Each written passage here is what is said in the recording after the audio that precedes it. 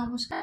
সকালবেলা ভাবলাম ঠাকুরের পুজো দিয়ে আর চলে যাবো বোনের বাড়ি, মানে একটু ছেলে মেয়েকে দুধ কর্নফ্লেক্স আমরা একটু টিফিন, হালকা টিফিন করে চলে যাবো। বেলার দিকে যাবে, 11:30-12টার দিকে মনে হয় দোকান টোকান বন্ধ করে।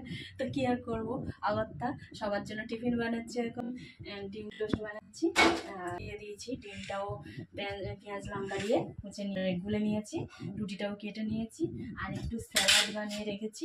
এবার একটু ডিম টোস্টটা করে নিই। তাওয়াতে না বেশ সুন্দর হয়, মানে এরকম চৌকো চৌকো করে গোল গোল করে ভাজলে আরও চারিদিকে বেশ ভাজাটাও সুন্দর হয়, আর অনেকগুলো একসঙ্গে হয়ে যাচ্ছে। এইভাবে করলে না একটু ডিমটা বেশিই লাগে, এখন এতগুলো হয়েছে আবার হচ্ছে।